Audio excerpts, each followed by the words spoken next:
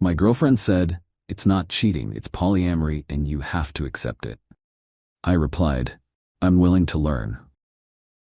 Then I attended a poly meetup and brought home a new partner. Her face when I introduced her sister wife.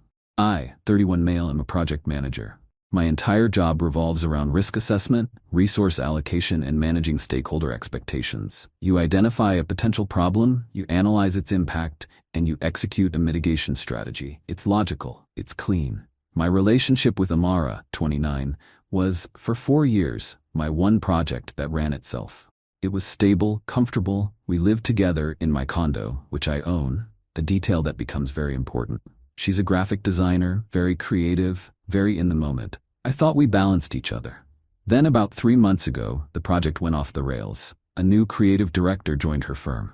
Tian. Suddenly, Amara was all about late-night brainstorming sessions. Her phone, once left casually on the coffee table, was now permanently face down or in her pocket. There was a new perfume. New lingerie. When I asked, it was always, "Kian is just so inspiring, he's pushing my creative boundaries." I wasn't a fool. I knew the signs, but I needed data. Last week she left her laptop open. A chat window was active. It wasn't inspiring, it was graphic. Explicit texts, photos, plans for their future. After she finally handled the Leo situation, my stomach felt like it was full of wet cement. This wasn't a scope creep. This was a catastrophic failure. I waited for her to get home. I didn't yell. I just sat on the couch and waited. "Hey," she said, breezing in. "Tian and I had the best breakthrough on the new campaign." "That's great," I said, my voice dead flat. "Did you also have a breakthrough on how to tell me you've been sleeping with him?" The color drained from her face. The panic was real, but it only lasted a second. Then it was replaced by annoyance, like I was the one creating the problem. "Oh, Leo, don't be so dramatic," she sighed, tossing her keys. "Dramatic? Amara, I saw the messages. You're cheating on me." She crossed her arms. "Ugh, see? This is why I didn't know how to tell you. You're so traditional." "Traditional? For expecting my girlfriend of 4 years not to sleep with her boss? It's not cheating," she said, her voice dripping with condescension. "It's polyamory. I've been doing a lot of reading. Tian is my other partner. He understands the lifestyle. I was just waiting for the right time to introduce you to the concept." I just stared. She was rebranding. She had cheated, gotten caught, and was now trying to rebrand the entire relationship to cover her tracks. You're polyamorous." "Yes, finally," she said, relieved. "I knew you'd get it. Look, I love you. You're my anchor partner. You're my home. Tian, he's different. He's passion. He's creative energy. It doesn't take away from what we have. It just adds. It adds, Tian. And you have to accept it," she said, the steel returning to her voice. "This is who I am. If you love me, you'll be open-minded. This is the new, enlightened way, Leo. Monogamy it's just so possessive." I looked at her, really looked at her. The woman I thought I knew was gone. In her place was this incredibly entitled stranger who had just told me that my feelings were possessive and traditional. She actually thought this would work. She thought she could have her anchor and my condo, my stability, my share of the bills, and her passion, Mr. Creative Energy, and all I had to do was evolve. A switch flipped. Not anger, not sadness, just project management. Risk identified. Amara is a manipulative, entitled cheater. Goal: terminate the project with maximum efficiency and protect my assets. Mitigation strategy: malicious compliance. "Wow," I said, running a hand through my hair. "Polyamory. I never considered that. You're right, I'm being traditional." Her face lit up. Smug. Victorious. "Right? It's okay. It's a lot to take in," she said, patting my arm. "Here, I'll send you some links. There are forums, even meetups. You just have to learn." "You're right," I said, forcing a look of dazed confusion. I'm willing to learn. For us." She beamed. She actually beamed. "Oh, Leo, this is amazing. You're amazing. Look, I'm going to Kian's tonight. We had plans, but you do your research. We'll talk tomorrow. We'll build our new open life." She kissed my cheek and practically skipped out the door. I sat there for a full 10 minutes. The silence in the condo was deafening. Then I picked up my phone. I looked at the meetup link she'd sent. There was one tomorrow night. Then I scrolled to a different number. Zara. My friend from college. She's a regional theater director. A brilliant, sharp, terrifyingly good actress who hates being bored. My text: Hey Z, weird question. How do you feel about enlightened polyamory? And are you free tomorrow night for a starring role in a one-act play titled My Sister Wife? Her reply came 30 seconds later. I'm intrigued. And I'm in. Send me the script. Update 1. It's been 48 hours. I'm running on pure adrenaline and, frankly, a sick sense of satisfaction. Thanks for the comments. To everyone who said, just kick her out, I know. But this isn't just about ending it. It's about making her own the rules she just invented. First, the research. I actually went to the polyamory meetup. I felt like a spy. It was interesting. In a church basement. A lot of earnest people talking about compersion, the feeling of joy from seeing your partner happy with someone else. Yeah, not feeling that. And kitchen table poly, where everyone hangs out. I wasn't there to pick someone up. I was there to learn the language. I needed to be fluent in their brand of bull. I listened. I took mental notes. The key themes were radical honesty, full transparency, and equality. Perfect. Zara met me for drinks after. I gave her the rundown. So she's not poly, Zara summarized, sipping her old-fashioned. She's just a garden-variety cheater who found a thesaurus. Exactly. And she wants you to be her anchor partner while she has passion with Kian. Bingo. And she's so arrogant she thinks you'll just evolve into her doormat. That's the one. Zara grinned, and it was a little terrifying. Oh, this is delicious. She's not just getting a new sister wife, Leo. She's getting a primary. I'm going to be the most radically honest, fully transparent, emotionally evolved primary she has ever seen. She wants a kitchen table? I'm bringing a full-on banquet. The performance was set for Friday night. Amara came home from work. She'd spent Thursday night at Kian's again. She was glowing, smug. She found me in the kitchen, reading one of the articles she'd sent. Hey, she said, wrapping her arms around me. How's the research? It's eye-opening, I said, playing it cool. I think I get it now. The community, the openness, more love, right? See, she said, kissing me. I knew you'd understand. It's not scary, is it? It's just better, more honest. So honest, I agreed. I'm really glad you're so open-minded, Amara, because I have to be radically honest with you. Of course, baby, that's the rule. Ding dong, Amara frowned. Are we expecting someone? I am, I said. Well, we are. I opened the door. There was Zara. She looked incredible. Flowing dress, confident smile, carrying a stylish overnight bag, and a large box of artisan pastries. Amara's smile froze. Hi.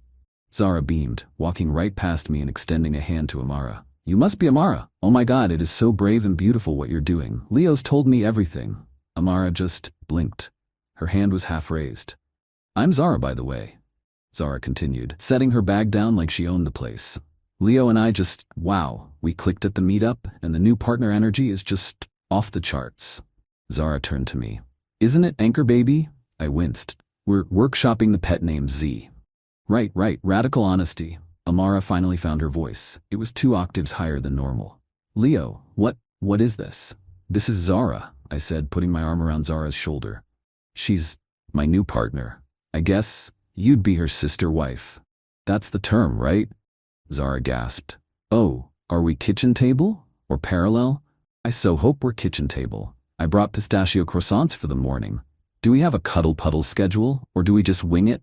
My last polycule was so disorganized it was all on Google Calendar, which I'm happy to set up. Amara's face went from white to a splotchy, furious red. You went to a meetup and brought someone home? Yeah, I said. Is that wrong? You sent me the link. I was being open-minded. You're not feeling compersion, are you? You look kind of angry. Get her out. She shrieked. It was primal. Whoa, Zara said, putting a hand on her chest, faking hurt. Amara, that's not very enlightened. We're a community. We're supposed to support each other's joy. Get out of my house, Amara screamed at Zara. Actually, I cut in, my voice calm. It's my condo. I'm on the mortgage and title. You're a long-term guest, and Zara is my guest, so no. The look on her face, the enlightened mask didn't just crack, it shattered. This wasn't the plan. The plan was that she got more and I got less. This isn't how it works, she sputtered. Why not? I asked, genuinely curious. You said polyamory, you said openness, you said more love. I'm just following the rules. Your rules. You can't be poly for you and mono for me, Amara. That's not a lifestyle. That's just cheating with a new font. You did this. You did this to punish me. No, I'm just catching up, now I said, turning to Zara. You want tea? Then to Amara. So, about the sleeping arrangements. Tian is your primary passion partner, right? And Zara is mine.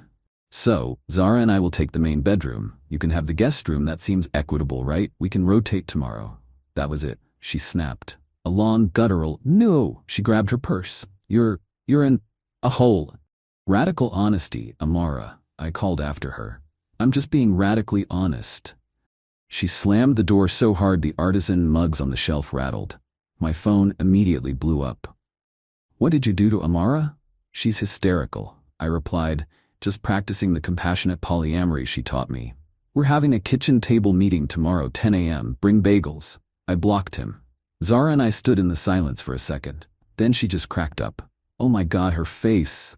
Zara cackled. 10 out of 10. No notes. She picked up her bag. Well, my work here is done. Call me if you need an encore. She hugged me. You okay, Leo? I let out a breath I didn't know I was holding. My hands were shaking. No, I said, but it's a start. She left. I sat on the couch. The project was officially in demolition. Update 2. It's been 2 weeks. The demolition phase is messy. Amara, predictably, has been staying at Kian's. My condo has been blissfully quiet. My phone, however, has been a war zone. After the initial 20-plus missed calls that Friday night, the strategy shifted. Amara and Kian decided they needed to educate me. First, the texts, a solid wall of pseudo-intellectual gaslighting nonsense. Amara, what you did was a mockery. You humiliated me and you disrespected the entire polyamorous community. You're not poly, you're just a spiteful child. Me, I was following your rules. You can't be mad I followed them equally. You're supposed to be my anchor. That means you're the stable one. You're not supposed to just bring home strangers. So, the anchor just anchors while you don't. Got it. That's not polyamory, Amara. That's a boat and a dock. Then the ambush. Sunday afternoon, I'm bagging up some of her clothes, pounding on my door. I look through the peephole. It's Amara. And Kian. He's got a man bun and is wearing a knit cardigan that looks itchy. I open the door, chain on. Leo, man, Kian says, putting a hand up in a peace gesture. I think we need to clear the air. There's been a real breakdown in communication. No, the communication was crystal clear, I said. Amara's sleeping with you. Now I'm sleeping with Zara. We're a polycule. Want to come in and sign up for the Google Calendar? See? See what I mean? Amara shrieked from behind him. He's mocking us. Bro, Kian said, trying to polysplain me. That's not it. What you did bringing in that other woman, that's not what compassionate polyamory is. You created a toxic, hierarchical environment. You didn't prepare Amara. You didn't ease her into it. Wait, I said. How did you prepare me? That's different, Kian said. How? Because our connection was just organic. So organic cheating is fine, but my premeditated polyamory is toxic. Got it. This isn't fair. Amara finally shoved past him. She's not your real partner. You're just doing this to punish me. Kian and I are real. We read the ethical slut. We had discussions. You lied, I said, my voice cold. You cheated. You got caught. You tried to remit polyamory to keep my condo and my stability while you slept with him. That's the long and short of it. It's over, Amara. This is the moment the matrix broke. She finally understood. The poly mask didn't just drop. She tore it off. Her face crumpled. No, Leo, no, she sobbed, grabbing my arm. You're right. It was a mistake. I was confused. Kian manipulated me. Kian, to his credit, looked genuinely shocked. What? I manipulated you? You came to me. Shut up, Kian, Amara screamed. This is your fault. She turned back to me, full on tears. Baby, please, I'll break up with him, right now. I don't want to be poly. I just want you. We can go back. Please. Just tell me she's gone. Zara, of course, was never here. She was at a brunch, probably drinking mimosas. It was pathetic. The second she lost control, the second she realized her enlightened plan had backfired, it was all he manipulated me, and I was confused. No, Amara, I said, pulling my arm away. We can't go back. You didn't just cheat. You showed me you think I'm a complete idiot. You don't get to go back. But where will I go? She whispered. I assume you'll go back to Kian's or your mother's, but you're not staying here. You're evicting me? I'm asking my guest, who's no longer welcome, to leave. I looked at both of them. They were still arguing with each other on my doorstep. This has been a great show. Amara, you have 24 hours to schedule a time to get your things. You can bring one person. Kian is not invited. You will be supervised. After that, anything left is considered abandoned. Send me a text with the time. Do not call me again. I shut the door. I could hear her start wailing in the hallway. Now, the dirty trick. You'd think that would be it, right? Wrong. Yesterday I get a call, unknown number. I let it go to voicemail. It's Amara's mom. Darla. Leo, darling, it's Darla. Please call me. Amara's here. She's not well, Leo. She's not well at all. She collapsed. We're so worried. The doctors, they don't know. They mentioned stress. She just keeps asking for you. Please, Leo. She needs you. This poly thing, it's just confusion from her illness. A mystery illness. A sudden, stress-induced, non-specific collapse. They're trying the sick card, the final, most desperate, entitled play in the book. They really think I'm that stupid. I texted Amara one thing. I'm sorry to hear about your sudden, non-specific illness. I hope you've given your doctors a full history. Your pickup time is tomorrow at noon. My friend Ben will be here to supervise. If you're too ill, your mother can pack for you. Her reply? You're a heartless monster. Project status confirmed. Final update. It's been 2 months. I'm writing this from a new apartment. The last 2 months were a legal education. But I'm finally done. The revenge wasn't one big explosion. It was a series of small, logical, and unavoidable consequences. First, the pickup. Amara showed up at noon as scheduled, not with Kian, but with her mom, Darla. Amara was doing her best impression of a frail Victorian-era invalid. She was pale, easy to do with foundation, moved slowly, and kept sighing. Darla just glared lasers at me. I had my friend Ben there. Ben is a 6'4" accountant who looks like a linebacker. He's the nicest guy in the world, but he's intimidating. He just stood by the door with a clipboard and an inventory list. Amara. Leo, I'm so dizzy. My headaches are, I'm just so scared. Me, not buying it. Here's the box with your toiletries. Ben has the inventory list. You pack, he checks it off. Sign at the bottom when you're done. You're a monster. A heartless, cold monster. Look at her. She can barely stand. This is your fault. Me, I'm a project manager, Darla. This project failed due to a catastrophic breach of contract. I'm just managing the cleanup and asset reallocation.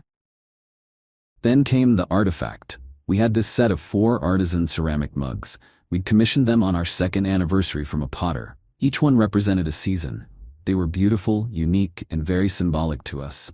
Amara, despite her illness, made a beeline for them.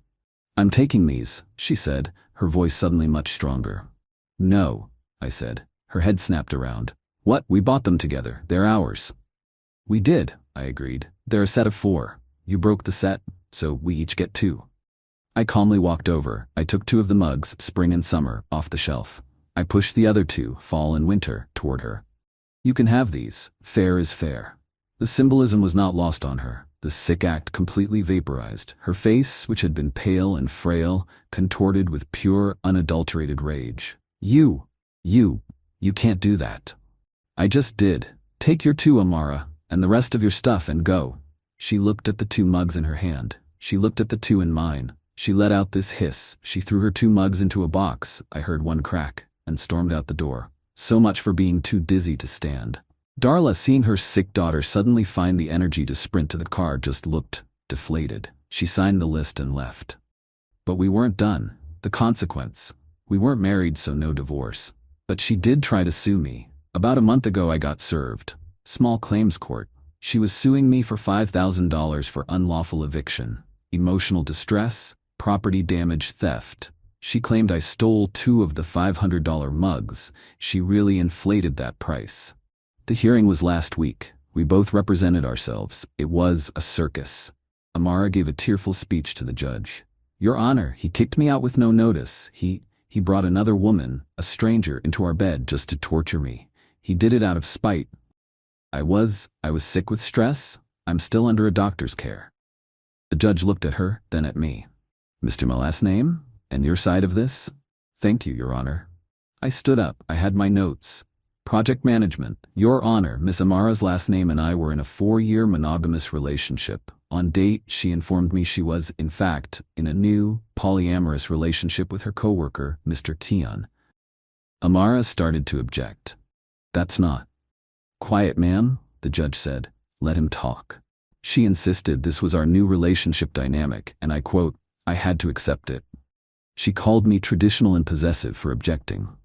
I have the text messages right here, Your Honor. I provided the printouts. The judge read them.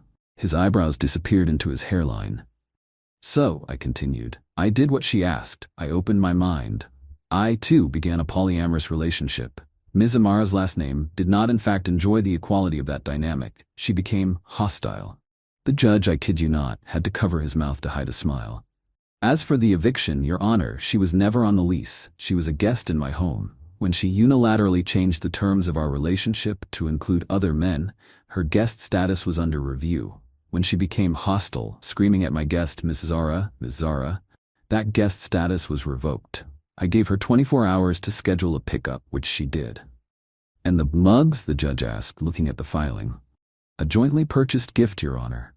A set of 4. I split them 50-50. She received 2. Fair is fair. The judge took a deep breath. He looked at Amara. Ma'am, polyamory, as I understand it, means, well, it means everyone can have other partners. You don't get to be poly while he has to be mono. That's not a legal arrangement. That's just a bad deal for him. But he, and as a guest in his home, not on the lease, he has every right to ask you to leave. Case dismissed. Amara's face. That was the moment. The cold, public legal dismissal of her entire entitled worldview. She got nothing. She tried to argue with the judge. The bailiff had to ask her to step away. The aftermath. I heard from a former mutual friend what happened. Tien dumped Amara hard after she tried to pin her confusion on him. Apparently, he felt she was the toxic one who didn't respect the poly lifestyle, by which he meant she got hysterical when the shoe was on the other foot. He's still at the firm. Her mystery illness miraculously vanished the moment the judge's gavel hit.